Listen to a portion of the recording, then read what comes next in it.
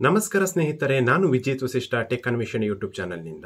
ಇವತ್ತಿನ ಈ ಒಂದು ವಿಡಿಯೋದಲ್ಲಿ ನಾನು ಲೇಟೆಸ್ಟ್ ಆಗಿ ರಿಲೀಸ್ ಆಗಿರುವಂತಹ ಒಂದು ಎರಡು ಸ್ಮಾರ್ಟ್ಫೋನ್ಗಳ ಮಧ್ಯೆ ಕಂಪ್ಯಾರಿಸನ್ ತಂದಿದ್ದೀನಿ.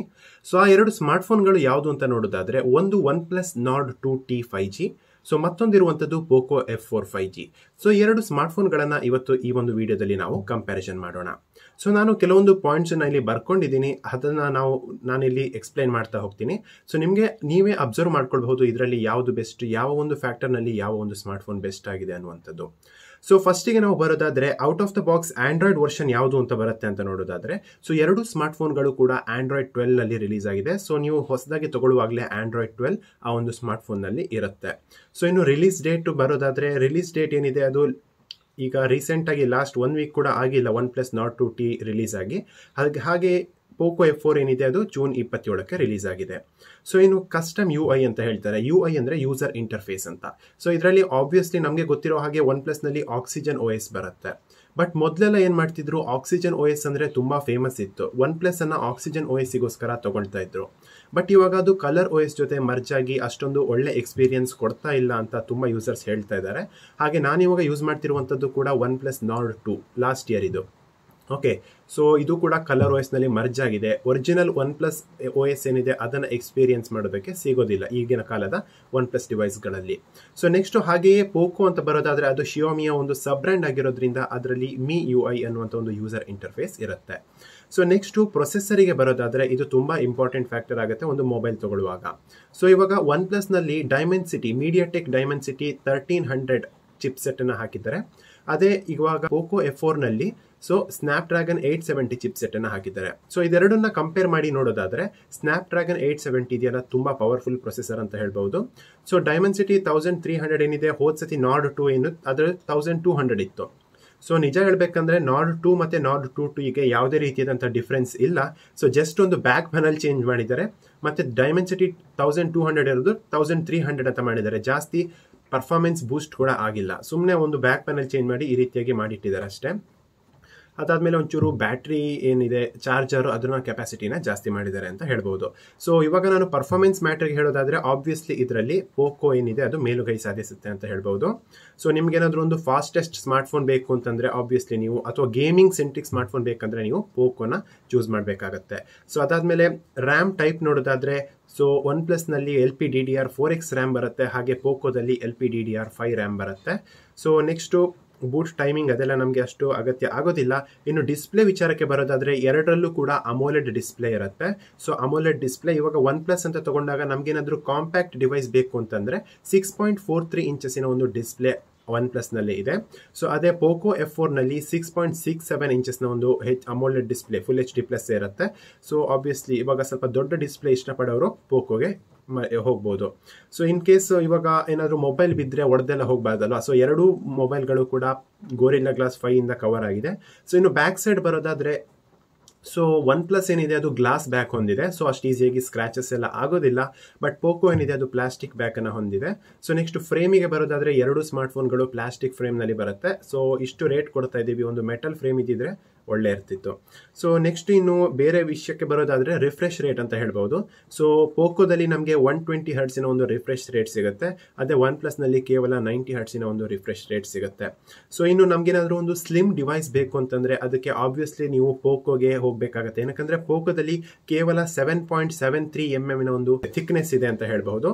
ಸೊ ಹಾಗೆ ಇವಾಗ OnePlus ಅಂತ ನೋಡೋದಾದ್ರೆ ಅದರಲ್ಲಿ 8.2 mm ಥಿಕ್ನೆಸ್ ಇದೆ. ಸೊ ಎರಡಕ್ಕೆ ಕಂಪೇರ್ ಮಾಡಿದ್ರೆ ಪೋಕೋ ಸ್ವಲ್ಪ ಜಾಸ್ತಿನೇ ಥಿನ್ ಇದೆ ಅಂತ ಹೇಳ್ಬಹುದು. ಹಾಗೆ ವೆಯ್ಟ್ ನೋಡೋದಾದ್ರೆ, ವೆಯ್ಟ್ ಏನಿದೆ ಅದು OnePlus ಲೈಟ್ ವೆಯ್ಟ್ ಇದೆ. ಓಕೆ, ಸೊ 190 ಗ್ರಾಮ್ಸ್ ಇದೆ OnePlus. ಪೋಕೋ ಏನಿದೆ 195 ಗ್ರಾಮ್ಸ್ ಇದೆ. ಸೊ ಡಿಸ್ಪ್ಲೇ ದೊಡ್ಡ ಇರೋದ್ರಿಂದ ಅದ್ರ ವೆಯ್ಟ್ ಕೂಡ ಜಾಸ್ತಿ ಆಗಿದೆ ಅಂತ ಹೇಳ್ಬಹುದು. ಸೊ ನೆಕ್ಸ್ಟ್ ವಾಟರ್ ಪ್ರೂಫ್ ಅದೆಲ್ಲ ಕೆಪಬಲ್ ಅಂತ ನೋಡೋದಾದ್ರೆ, IP53 ರೇಟಿಂಗ್ ಇದೆ ಆಯ್ತಾ. ಸೊ ಇದು ಪೋಕೋಗೆ IP53 ರೇಟಿಂಗ್ ಇದೆ, ಹಾಗೆ ಡಸ್ಟ್ ಪ್ರೂಫ್ ಆಗಿದೆ. ಬಟ್ ಇದೇ OnePlus ಕಂಪೇರ್ ಮಾಡಿದ್ರೆ OnePlus ನಲ್ಲಿ ಈ ರೀತಿಯಾಗಿ ಯಾವುದೇ ಒಂದು ಫೀಚರ್ಸ್ ಬರೋದಿಲ್ಲ. Okay, so next camera setup ನೋಡೋದಾದ್ರೆ, ಎರಡರಲ್ಲೂ ಕೂಡ ಟ್ರಿಪಲ್ ಕ್ಯಾಮ್ರಾ ಸೆಟಪ್ ಇರುವಂತದ್ದು. ಸೊ ಕ್ಯಾಮ್ರಾ ರೆಸಲ್ಯೂಷನ್ ನೋಡೋದಾದ್ರೆ OnePlus ನಲ್ಲಿ 50 MP ಮೇನ್ ಕ್ಯಾಮ್ರಾ ಇದೆ. ಅದಾದ್ಮೇಲೆ 8 MP ಅಲ್ಟ್ರಾ ವೈಡ್ ಕ್ಯಾಮ್ರಾ ಇದೆ. ಅದಾದ್ಮೇಲೆ 2 MP ಮೋನೋಕ್ರೋಮ್ ಕ್ಯಾಮ್ರಾ ಅಂತ, ಮೋನೋಕ್ರೋಮ್ ಸೆನ್ಸರ್ ಅಂತ ಹೇಳ್ತಾರೆ, ಅದು ಕೊಟ್ಟಿದ್ದಾರೆ. ಸೊ ಅದೇ ಪೋಕೋಗೆ ಬರೋದಾದ್ರೆ ಇದರಲ್ಲಿ 64 MP ಒಂದು ಪ್ರೈಮರಿ ಕ್ಯಾಮ್ರಾ ಇದೆ. ಅದಾದ್ಮೇಲೆ 8 MP ಅಲ್ಟ್ರಾ ವೈಡ್ ಕ್ಯಾಮ್ರಾ ಇದೆ. ಅದಾದ್ಮೇಲೆ 2 MP ಒಂದು ಮ್ಯಾಕ್ರೋ ಕ್ಯಾಮ್ರಾ ಇದೆ. ಸೊ ನಿಮಗೆ ಏನಾದರೂ ಮ್ಯಾಕ್ರೋ ಶಾರ್ಟ್ಸ್ ಎಲ್ಲ ತೆಗಿತೀರಾ ಅಂತಂದರೆ, ಸೊ ನಿಮಗೆ ಮ್ಯಾಕ್ರೋ ಕ್ಯಾಮ್ರಾ ಬೇಕು ಅಂತಂದರೆ ಪೋಕೋಗೆ ಹೋಗಬೇಕಾಗತ್ತೆ. ಸೊ ಇವಾಗ ನಾನು ಬೇರೆ ಯೂಟ್ಯೂಬ್ ವೀಡಿಯೋಸ್ನೆಲ್ಲ ನೋಡಿ ನನಗೆ ಕ್ಯಾಮ್ರಾ ಹೇಗಿರಬೇಕು, ಕ್ಯಾಮ್ರಾ ಯಾವ ಒಂದು ಡಿಪಾರ್ಟ್ಮೆಂಟಲ್ಲಿ ಯಾವ ಒಂದು ಮೊಬೈಲ್ ಮೇಲುಗೈ ಸಾಧಿಸುತ್ತೆ ಅಂತ ನಾನು ಇಲ್ಲಿ ಬರೆದಿಟ್ಕೊಂಡಿದ್ದೀನಿ, ಅದನ್ನು ನಿಮಗೆ ಹೇಳ್ತೀನಿ ನೋಡಿ ಇಲ್ಲಿ. ಸೊ ನಿಮ್ಗೇನಾದರೂ ಮೇನ್ ಕ್ಯಾಮ್ರಾ ಬೆಸ್ಟ್ ಯಾವುದು ಅಂತ ನೋಡೋದಾದ್ರೆ, ಇವಾಗ ಮೇನ್ ಕ್ಯಾಮ್ರಾ ಅಂದರೆ ಯೂಶ್ವಲಿ ಫೋಟೋ ತೆಗಿತೀರ ಅಂತಂದರೆ ಅದರಲ್ಲಿ ಪೋಕೋ ಏನಿದೆ ಅದು ಬೆಟರ್ ಪರ್ಫಾರ್ಮ್ ಮಾಡುತ್ತೆ. ಸೊ ಅದಾದಮೇಲೆ ಪೋರ್ಟ್ರೇಟ್ ಮೋಡ್ ನಮಗೆಲ್ಲ ಗೊತ್ತಿದೆ. ನೀವೇನಾದರೂ ಒಂದು ಆಬ್ಜೆಕ್ಟಿನ ಪೋರ್ಟ್ರೇಟ್ ಮೋಡ್ ತೆಗಿತೀರಾ ಅಂತಂದರೆ ಅದರಲ್ಲಿ ಎಡ್ಜ್ ಡಿಟೆಕ್ಷನ್ ಏನಿದೆ ಅದು OnePlusನಲ್ಲಿ ಜಾಸ್ತಿ ಸಿಗುತ್ತೆ. ಹಾಗೆ ಹ್ಯೂಮನ್ ಇದ ಒಂದು ಪೋರ್ಟ್ರೇಟ್ ಮೋಡ್ ಏನಾದರೂ ತೆಗಿತೀರಾ ಅಂತಂದರೆ ಅದು ನ್ಯಾಚುರಲ್ ಆಗಿ OnePlusನಲ್ಲಿ ಬರುತ್ತೆ. Okay, so next ultra wide ಕ್ಯಾಮ್ರಾಕ್ಕೆ ಬರೋದಾದರೂ ಕೂಡ OnePlusನಲ್ಲಿ ಡೀಟೇಲ್ಸ್ ಬೆಟರ್ ಇರುತ್ತೆ ಅಂತ ಹೇಳ್ಬೋದು. ಅದಾದಮೇಲೆ OnePlusನಲ್ಲಿ ಹೇಳ್ದಂಗೆ ಯಾವುದೇ ರೀತಿಯಾದಂಥ ಒಂದು ಮ್ಯಾಕ್ರೋ ಕ್ಯಾಮ್ರಾ ಇಲ್ಲ. ಸೊ ಮ್ಯಾಕ್ರೋ ಕ್ಯಾಮ್ರಾ ಏನಾದರೂ ಮ್ಯಾಕ್ರೋ ಶಾರ್ಟ್ಸ್ ತೆಗಿತೀರಾ ಅಂತಾದರೆ ಅದಕ್ಕೆ obviously Poco F4 better smartphone. So next ಇವಾಗ ವಿಡಿಯೋಗೆ ಬರೋದಾದರೆ, ಸೊ ವಿಡಿಯೋ ರೆಸಲ್ಯೂಷನ್ಗೆ ಬರೋದಾದರೆ 1080pಯಲ್ಲಿ ವಿಡಿಯೋ ಮಾಡ್ತೀರಾ ಅಂತಂದರೆ ಸೊ ಇದರಲ್ಲಿ OnePlus ಬೆಟರ್ ಪರ್ಫಾರ್ಮ್ ಮಾಡುತ್ತೆ. ಅದೇ 4K ವಿಡಿಯೋ ಮಾಡ್ತೀರಾ ಅಂತಂದರೆ ಅದರಲ್ಲಿ ಪೋಕೋ ಬೆಟರ್ ಪರ್ಫಾರ್ಮ್ ಮಾಡುತ್ತೆ. ಸೊ ಇನ್ನು ಸೆಲ್ಫಿ ಕ್ಯಾಮ್ರಾಕ್ಕೆ ಬರೋದಾದರೆ ಫೋಟೋದಲ್ಲಿ 20 MP ಒಂದು ಕ್ಯಾಮ್ರಾ ಇದೆ ಪೋಕೋದಲ್ಲಿ, ಅದೇ OnePlusನಲ್ಲಿ 32 MP ಕ್ಯಾಮ್ರಾ ಇದೆ. ಆದರೂ ಕೂಡ ಸೆಲ್ಫಿ ಫೋಟೋಸ್ಗೆ ಪೋಕೋ ತುಂಬ ಚೆನ್ನಾಗಿ ಬೆಟರ್ ಪರ್ಫಾರ್ಮ್ ಮಾಡುತ್ತೆ ಅಂತ ಹೇಳ್ಬೋದು. ಸೊ ಅದಾದಮೇಲೆ ಸೆಲ್ಫಿ ಕ್ಯಾಮ್ರಾದಲ್ಲಿ ನೀವೇನಾದರೂ ಒಂದು ವಿಡಿಯೋ ಮಾಡ್ತೀರಾ, ವ್ಲಾಗ್ ಮಾಡ್ತೀರಾ, ಈ ರೀತಿಯಾಗಿ ನಾನಿವಾಗ ಒಂದು ವಿಡಿಯೋ ಮಾಡ್ತಾ ಇದ್ದೀನಿ. ಸೊ ಆಬ್ವಿಯಸ್ಲಿ ಇದು ಸೆಲ್ಫಿ ಕ್ಯಾಮ್ರಾದಲ್ಲಿ ಮಾಡ್ತಾ ಇಲ್ಲ, ನಾನು ಬ್ಯಾಕ್ ಕ್ಯಾಮ್ರಾದಲ್ಲಿ ಮಾಡ್ತಾ ಇದ್ದೀನಿ. ಸೊ ಈ ರೀತಿಯಾಗಿ ಒಂದು ಯೂಟ್ಯೂಬರ್ ಆಗಿದ್ರೆ ಎಲ್ಲ ಸೆಲ್ಫಿ ಕ್ಯಾಮ್ರಾದಲ್ಲಿ ವೀಡಿಯೋಸ್ ಮಾಡಬೇಕಾಗುತ್ತೆ. ಹಾಗೆ ಈ ಥರ ಬ್ಯಾಕ್ಗ್ರೌಂಡ್ ಬ್ಲರ್ ಎಲ್ಲ ಬೇಕಾಗುತ್ತೆ ನೋಡಿ, ಇವಾಗ ಬ್ಯಾಕ್ಗ್ರೌಂಡ್ ಎಲ್ಲ ಬ್ಲರ್ ಆಗಿದೆ ಅಲ್ವಾ. ಸೊ ಇದು ಮೊಬೈಲ್ನಲ್ಲಿ ತೆಗಿತಿರುವಂಥ ಒಂದು video. So selfie camera video ಡಿಪಾರ್ಟ್ಮೆಂಟಲ್ಲಿ ಪೋಕೋಗಿಂತ ಹೆಚ್ಚಾಗಿ OnePlus ಚೆನ್ನಾಗಿ ಬೆಟರ್ ಪರ್ಫಾರ್ಮ್ ಮಾಡುತ್ತೆ ಅಂತ ಹೇಳ್ಬೋದು. ಸೊ ಇನ್ನು ಇನ್ ಕೇಸ್ ನೀವೇನಾದರೂ ಒಂದು ನೈಟ್ ಫೋಟೋಗ್ರಫಿ ಮಾಡ್ತೀರಂತಂದರೆ ಇದರಲ್ಲಿ ನೀವು ಪೋಕೋ ತಗೊಳ್ಳೋದಕ್ಕೆ ಹೋಗಬೇಡಿ ಆಯ್ತಾ. ಪೋಕೋ ಅಷ್ಟು ಫಸ್ಟ್ ಪರ್ಫಾರ್ಮೆನ್ಸ್ ಯಾವುದು ಕೊಡಲ್ಲ ಅನ್ಸುತ್ತೆ ಈ ಒಂದು ಪ್ರೈಸ್ ರೇಂಜಲ್ಲಿ. ಸೊ ಇದರಲ್ಲಿ ನೈಟ್ ಫೋಟೋಗ್ರಫಿ ಅಂದಮೇಲೆ OnePlus ಏನಿದೆ ಇದು ಬೆಟರ್ ಪರ್ಫಾರ್ಮ್ ಮಾಡುತ್ತೆ. ಓಕೆ, ಸೊ ನೆಕ್ಸ್ಟು ಹೀಗೆ ಬೇರೆ ಒಂದು ಫೀಚರ್ಸ್ ನೋಡೋದಾದರೆ ಎರಡೂ ಸ್ಮಾರ್ಟ್ಫೋನ್ಗಳಲ್ಲಿ ಕೂಡ OIS ಅಂತ ಬರುತ್ತೆ ಫೀಚರು ಕ್ಯಾಮ್ರಾದ್ದು. ಸೊ OIS ಅಂದರೆ ಆಪ್ಟಿಕಲ್ ಇಮೇಜ್ ಸ್ಟೆಬಿಲೈಸೇಷನ್, ಅಂದರೆ ಸೆನ್ಸರೇ ಮೂವ್ ಆಗುತ್ತೆ. ಸೊ ಅಷ್ಟು ಶೇಕಿನೆಸ್ ಬರೋದಿಲ್ಲ. ಸೊ ಇದು ಯೂಶ್ವಲ್ ಆಗಿ ನೈಟ್ ಫೋಟೋಗ್ರಫಿಲಿ ಅಥವಾ ಒಂದು ವಿಡಿಯೋ ತೆಗೆಯುವಾಗೆಲ್ಲ ಹೆಲ್ಪ್ ಆಗುತ್ತೆ. ಓಕೆ, ಸೊ ನೆಕ್ಸ್ಟು ಎರಡೂ ಸ್ಮಾರ್ಟ್ಫೋನ್ಗಳಲ್ಲಿ ಕೂಡ ಡ್ಯೂಯಲ್ ವಿಡಿಯೋ ರೆಕಾರ್ಡಿಂಗ್ ಅನ್ನುವಂಥ ಫೀಚರ್ ಇದೆ. ಅಂದರೆ ನೀವು ಎಟ್ ಅ ಟೈಮ್ ಬ್ಯಾಕ್ ಕ್ಯಾಮ್ರಾದಲ್ಲೂ ಹಾಗೂ ಫ್ರಂಟ್ ಕ್ಯಾಮ್ರಾದಲ್ಲೂ ಎರಡರಲ್ಲೂ ಕೂಡ ವಿಡಿಯೋ ತೆಗಿಬಹುದು. ಸೊ ಆಗಲೇ ಹೇಳ್ದಂಗೆ ಫ್ರಂಟ್ ಕ್ಯಾಮ್ರಾ ಏನಿದೆ ಅದು OnePlusನಲ್ಲಿ 32 MP ಇದೆ, ಹಾಗೆ ಪೋಕೋದಲ್ಲಿ 20 MP ಒಂದು ಫ್ರಂಟ್ ಕ್ಯಾಮ್ರಾ ಇದೆ. ಸೊ ಎರಡರಲ್ಲೂ ಕೂಡ ನೀವು 4K ವಿಡಿಯೋಸ್ನ ತೆಗೆಯೋದಕ್ಕೆ ಆಗೋದಿಲ್ಲ.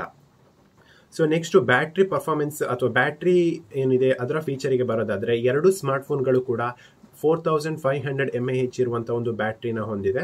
ಸೊ 4500 ಒನ್ ಡೇ ಯೂಸೇಜಿಗೆ ಸಾಕಾಗುತ್ತೆ ಅಂತ ಹೇಳ್ಬೋದು. ಬಟ್ ಇದು ಎರಡರಲ್ಲೂ ಕಂಪೇರ್ ಮಾಡಿದ್ರೆ OnePlus ಸ್ವಲ್ಪ ಜಾಸ್ತಿ ಬ್ಯಾಟ್ರಿ ಲೈಫ್ ಕೊಡುತ್ತೆ ಅಂತ ಹೇಳ್ಬಹುದು. ಹಾಗೆ ಚಾರ್ಜಿಂಗ್ ಸ್ಪೀಡಿಗೆ ಬರೋದಾದರೂ ಕೂಡ ಸೊ ಪೋಕೋ ಸ್ವಲ್ಪ ಬೇಗ ಡ್ರೈನ್ ಆಗುತ್ತೆ ಈ ಎರಡು ಸ್ಮಾರ್ಟ್ಫೋನಿಗೆ. ಹಾಗೆ ಬ್ಯಾಟ್ರಿ ಇವಾಗ ಚಾರ್ಜಿಂಗ್ ಫಾಸ್ಟ್ ಏನಿದೆ, ಸೊ ಇವಾಗ OnePlus ಏನಿದೆ ಅದು 80 ವ್ಯಾಟಿನ ಒಂದು ಚಾರ್ಜರ್ ಕೊಡುತ್ತೆ. ಅದೇ ಇವಾಗ ಪೋಕೋ ಏನಿದೆ 67 ವ್ಯಾಟ್ಸಿನ ಒಂದು ಚಾರ್ಜರ್ ಕೊಡುತ್ತೆ. ಸೊ ಎರಡಕ್ಕೂ ಜಾಸ್ತಿ ಡಿಫ್ರೆನ್ಸ್ ಏನಿಲ್ಲ.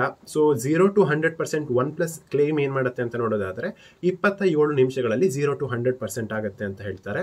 ಅದೇ ಇವಾಗ ಪೋಕೋ ಏನು ಕ್ಲೇಮ್ ಮಾಡುತ್ತೆ 0 to 100 minutes, ಸೊ 0 to 100% 38 ಮಿನಿಟ್ಸ್ನಲ್ಲಿ ಆಗುತ್ತೆ ಅಂತ ಹೇಳ್ತಾರೆ. ಅದಾದಮೇಲೆ ಎರಡು ಕೂಡ ಟೈಪ್ ಸಿ ಅಲ್ಲಿ ಬರುತ್ತೆ. ಸೊ ಅದಾದಮೇಲೆ ಸ್ಟೋರೇಜು ಕೆಪಾಸಿಟಿ ಎಲ್ಲ ನಿಮಗೆ ಗೊತ್ತಿರಬಹುದು. So storage 6GB 128GB 8GB 128GB 12GB 256GB ಈ ರೀತಿಯಾಗಿ ಬರುತ್ತೆ ಪೋಕೋ. ಬಟ್ OnePlus ಏನಿದೆ ಅದು 8GB 128GB ಹಾಗೆ 12GB 256GB ಈ ರೀತಿಯಾಗಿ ಎರಡು ಇದರಲ್ಲಿ ಬರುತ್ತೆ. ಅದಾದಮೇಲೆ ಸ್ಟೋರೇಜ್ ಟೈಪ್ ಅಂತ ನೋಡೋದಾದರೆ ಇದರಲ್ಲಿ UFS 3.1 ಸ್ಟೋರೇಜ್ ಬರುತ್ತೆ. ಎರಡು ಸ್ಮಾರ್ಟ್ಫೋನ್ಗಳಲ್ಲೂ ಕೂಡ ತುಂಬ ಫಾಸ್ಟಾಗಿರುತ್ತೆ UFS 3.1. ಸೊ ಅದಾದಮೇಲೆ ಎರಡು ಸ್ಮಾರ್ಟ್ಫೋನ್ಗಳು ಕೂಡ 5G ಕೆಪಬಲ್ ಆಗಿರುತ್ತೆ. ಸೊ ಇನ್ನು ಬೇರೆ ವಿಷಯಕ್ಕೆ ಬರೋದಾದರೆ ಬ್ಲೂಟೂತ್ ವರ್ಷನ್ ಎರಡರಲ್ಲೂ ಕೂಡ ಬ್ಲೂಟೂತ್ 5.2 ಬಂದಿರುತ್ತೆ. ಸೊ ಎರಡು ಲೇಟೆಸ್ಟ್ ಸ್ಮಾರ್ಟ್ಫೋನ್ ಆಗಿರೋದ್ರಿಂದ ಈ ರೀತಿಯಾಗಿದೆ. ಅದಾದಮೇಲೆ NFC ಫೀಚರ್ ನಿಮಗೆ ಗೊತ್ತಿರ್ಬೋದು, ಇದು ಕೂಡ ಎರಡು ಸ್ಮಾರ್ಟ್ಫೋನ್ಗಳಲ್ಲಿ NFC ಫೀಚರ್ ಕೂಡ ಇದೆ. ಸೊ NFC ಫೀಚರ್ನ ನಾವು ಎಲ್ಲಿ ಯೂಸ್ ಮಾಡ್ತೀವಿ ಅಂತ ನೋಡೋದಾದರೆ ಎಲ್ಲಾದರೂ ಒಂದು ವೈರ್ಲೆಸ್ ಪೇಮೆಂಟ್ ಮಾಡಬೇಕು ಅಂತಿದ್ದಾಗ ಈ ರೀತಿಯಾಗಿ, ಅಥವಾ ಒಂದು ಎರಡು NFC ಮೊಬೈಲ್ ಇದ್ದರೆ ನಾವು ಈಸಿಯಾಗಿ ಫೈಲ್ನೆಲ್ಲ ವೈರ್ಲೆಸ್ ಆಗಿ ಶೇರ್ ಮಾಡ್ಕೊಳ್ಬಹುದು. ಇನ್ನು ಪೋಕೋ ಒಂಚೂರು ಅಪ್ಪರ್ ಹ್ಯಾಂಡ್ ಎಲ್ಲಿ ಸಾಧಿಸುತ್ತೆ ಅಂತ ನೋಡೋದಾದರೆ ಡೋಲ್ಬಿ ಅಟ್ಮಾಸ್ ಅಂತ ಇರುತ್ತಲ್ಲ ಅದು ಪೋಕೋದಲ್ಲಿ ಇದೆ, OnePlusನಲ್ಲಿ ಇಲ್ಲ. ಮತ್ತು ಎರಡೂ ಸ್ಮಾರ್ಟ್ಫೋನ್ಗಳು ಕೂಡ ಸ್ಟೀರಿಯೋ ಸ್ಪೀಕರ್ನಿಂದ ಬರುತ್ತೆ.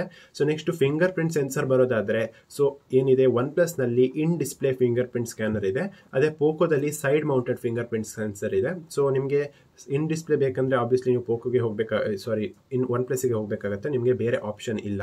ಸೊ ಇಷ್ಟೊಂದು ಪ್ರೈಸ್ ಕೊಡ್ತಾ ಇದ್ದೀವಿ, ಆಬ್ವಿಯಸ್ಲಿ ಒಂದು ಪೋಕೋನು ಸೈಡ್ ಮೌಂಟೆಡ್ ಫಿಂಗರ್ ಪ್ರಿಂಟ್ ತೆಗೆದು ಇನ್ ಡಿಸ್ಪ್ಲೇ ಒಂದು ಫಿಂಗರ್ ಪ್ರಿಂಟ್ ಹಾಕಬೇಕಿತ್ತು, ಸ್ವಲ್ಪ ಫ್ಯೂಚರಿಸ್ಟಿಕ್ ಆಗಿ ಆದರೂ ಕಾಣ್ತಿತ್ತು ಅದು ಅಂತ ಹೇಳ್ಬೋದು. ಸೊ ಇನ್ನು ಆಬ್ವಿಯಸ್ಲಿ ಬೇಕಾಗಿರುವಂತಹ ಸೆನ್ಸರ್ ಎಲ್ಲದು ಇದಾವೆ ಅದರಲ್ಲಿ. ಇನ್ನು ಪ್ರೈಸ್ ವಿಷಯಕ್ಕೆ ಬರೋದಾದರೆ, ಸೊ ಇವಾಗ ಆಬ್ವಿಯಸ್ಲಿ ಒಂದು ಪೋಕೋ ತೊಗೊಳಕ್ಕೆ ಹೋಗ್ತಿದ್ದೀರಾ ಅಂತಂದರೆ ಅದು 6GB 128GB ಏನಿದೆ ಅದು 28,000ಕ್ಕೆ ಫ್ಲಿಪ್ಕಾರ್ಟ್ನಲ್ಲಿ ಅವೈಲೇಬಲ್ ಇದೆ.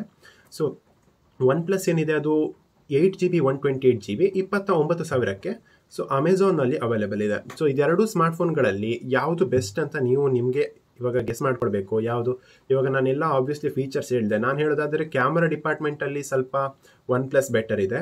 ಸೊ ಅದಾದಮೇಲೆ ಪರ್ಫಾರ್ಮೆನ್ಸ್ ವಿಷಯದಲ್ಲಿ ಕಣ್ಮುಚ್ಚಿ ನಾವು ಪೋಕೋ ಬೆಟರ್ ಇದೆ ಅಂತ ಹೇಳ್ಬೋದು. ಅದಾದಮೇಲೆ ಬ್ಯಾಟ್ರಿ ಡಿಪಾರ್ಟ್ಮೆಂಟಲ್ಲಿ ನಾವು ಏನಂತ ಹೇಳ್ಬೋದು, ಬ್ಯಾಟ್ರಿ ಡಿಪಾರ್ಟ್ಮೆಂಟಲ್ಲಿ ಕೂಡ OnePlus ಚೆನ್ನಾಗಿದೆ ಅಂತ ಹೇಳ್ಬೋದು. ಸೊ ನೀವು ಓವರಾಲ್ ಆಗಿ ಯಾವುದು ತಗೊಳ್ತೀರಾ ಅಂತ ನೋಡಿ. ನಾನು ಪೋಕೋ ತಗೊಳ್ತಿದ್ದೆ, ಯಾಕೆ ಅಂತಂದರೆ ಅದರಲ್ಲಿರುವಂಥ ಡಿಸ್ಕೌಂಟಿಂದ. ಸೊ ಇವಾಗ ನಾನು ಹೇಳ್ದಂಗೆ 8GB 128GB ಪೋಕೋ 30,000 ಇದೆ, 6GB 128GB 28,000 ಇದೆ. ಸೊ ನೀವು ಇವಾಗ ಒಂದು ಪೋಕೋ ಸ್ಮಾರ್ಟ್ಫೋನ್ನ ತಗೊಳ್ತೀರಂತಾದರೆ ನಿಮ್ಮ ಬಳಿ SBIನ ಕಾರ್ಡ್ ಇದೆ ಅಂತಂದರೆ ನಿಮಗೆ ಇನ್ಸ್ಟೆಂಟಾಗಿ 4,000 ಡಿಸ್ಕೌಂಟ್ ಸಿಗುತ್ತೆ. 28,000 ಸ್ಮಾರ್ಟ್ಫೋನು 24,000ಕ್ಕೆ ಸಿಗುತ್ತೆ. ಸೊ ಅಷ್ಟು ಒಂದು ರೇಟಿಗೆ 870 ಚಿಪ್ಸೆಟ್ ಇರುವಂಥದ್ದು ಡೀಲ್ ಬ್ರೇಕರ್ ಆಯಿತಾ. ಸೊ ಒಳ್ಳೆ ಕಣ್ಮುಚ್ಚಿ ತೊಗೊಳ್ಬೋದು ಆ ಒಂದು ಸ್ಮಾರ್ಟ್ಫೋನ್ನ. ಅದೇ ಇವಾಗ OnePlusನ ಆಫರ್ ಅಂತ ನೋಡೋದಾದರೆ ಇದರಲ್ಲಿ 8GB 128GBಗೆ 29,000 ರೂಪಾಯಿಗಳು ಇದ್ದಾವೆ. ಸೊ ಇದರಲ್ಲಿ ನಿಮ್ಮ ಬಳಿ ICICI ಕಾರ್ಡ್ ಏನಾದರೂ ಇದ್ದರೆ ನಿಮಗೆ 1,500 ರೂಪಾಯಿಯ ಇನ್ಸ್ಟೆಂಟ್ ಡಿಸ್ಕೌಂಟ್ ಸಿಗುತ್ತೆ. ಸೊ ಇದೆರಡಕ್ಕೂ ಕಂಪೇರ್ ಮಾಡಿ ನೋಡೋದಾದರೆ ಆಫರ್ ಕೂಡ ಬೆಟರ್ ಪೋಕೋದಲ್ಲಿ ಇದೆ. ಸೊ OnePlusಗಿಂತ ನಾನು ಪೋಕೋನ ಪ್ರಿಫರ್ ಮಾಡ್ತಿದ್ದೆ ಅಂತ ಹೇಳೋದಕ್ಕೆ ಇಷ್ಟಪಡ್ತೀನಿ. ಓಕೆ, ಸೊ ಇವತ್ತಿನ ಈ ಒಂದು ವಿಡಿಯೋ ನಿಮಗೆ ಇಷ್ಟ ಆಯಿತು ಅಂತ ತಿಳ್ಕೊಳ್ತೀನಿ. ಇನ್ನು ಇದೇ ರೀತಿಯ ಇಂಟ್ರೆಸ್ಟಿಂಗ್ ವೀಡಿಯೋಸ್ಗಾಗಿ ಟೆಕ್ ಅನ್ವೇಷಣೆ ಚಾನಲ್ನ ಸಬ್ಸ್ಕ್ರೈಬ್ ಮಾಡೋದು ಮರಿಬೇಡಿ. ನಾನು ಮುಂದಿನ ವಿಡಿಯೋದಲ್ಲಿ ಸಿಗ್ತೀನಿ. ಈ ವಿಡಿಯೋನ ಆದಷ್ಟು ಶೇರ್ ಮಾಡಿ. ಧನ್ಯವಾದಗಳು.